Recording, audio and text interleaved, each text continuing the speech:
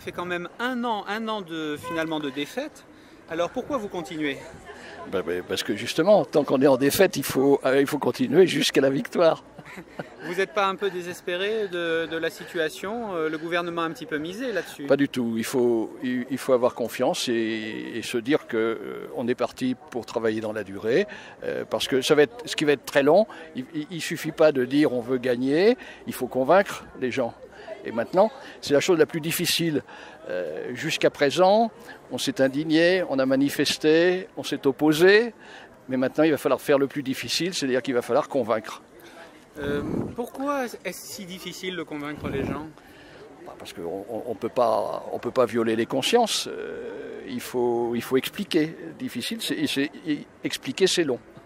Expliquer, c'est long. Mais est-ce qu'il n'y a pas eu un débat pendant un an? Finalement, les gens sont contre. Non, mais vous savez bien qu'il n'y a pas eu de débat. Mais et de toute façon, les gens sont contre. Alors qu'est-ce que ça va changer de convaincre encore plus de personnes? Non, c'est qu'il faut, vous voyez bien, on a en permanence des oppositions, des choses qui sont dites de travers, qui sont des choses qui sont fausses. Et donc, il y a beaucoup de travail à faire.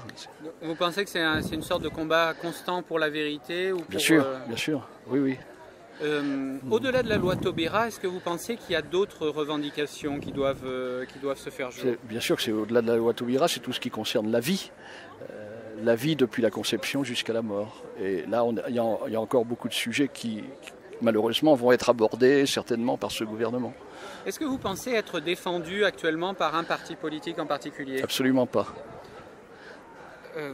Vous pensez qu'ils ne remplissent pas leur rôle sur leur question de la vie, sur ces Absolument questions pas. de la vie? On constate que on a des personnes, il y a des politiques qui nous sont favorables, il y en a d'autres qui nous sont très défavorables. C'est pas forcément, il y en a à droite, il y en a à gauche, mais donc ce ne sont pas les partis eux-mêmes qui nous aideront. Personnellement, vous vous êtes très impliqué dans la lutte puisque vous avez même été jusqu'à poser votre démission d'adjoint du procureur. De délégué du procureur. Délégué du procureur. Pourquoi vous avez décidé alors d'arrêter comme ça?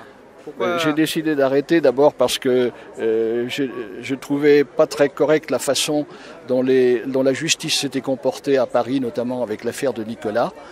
Et d'autre part, je me voyais très mal passer un jour une période de veilleur debout sur les marches du palais de justice et le lendemain me trouver à l'intérieur pour appliquer les décisions du procureur.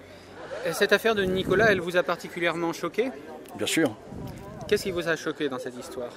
Le fait que on a jugé, Nicolas a été arrêté, finalement il ne sait pas trop pourquoi, il n'y avait pas d'infraction constituée et on lui a reproché à juste titre bien sûr de s'être rebellé, mais c'était une rébellion sur quelque chose qui n'était pas fondé.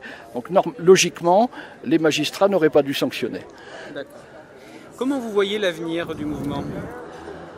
Eh bien, l'avenir du mouvement, il est déjà tout lancé puisque le mouvement a déjà commencé à installer tout ce qui va être fait l'année prochaine.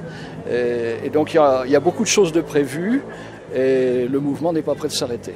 Est-ce qu'il y a des moments où vous ne désespérez pas un petit peu? Non, pourquoi? Jamais. Non, parce que je ne me fixe pas d'échéance et je pense que personne ne peut se fixer d'échéance. Donc on est parti pour travailler sur la durée, même sur la longue durée. Ça va être dur de tenir le coup longtemps, mais il va falloir le faire. D'accord, merci beaucoup.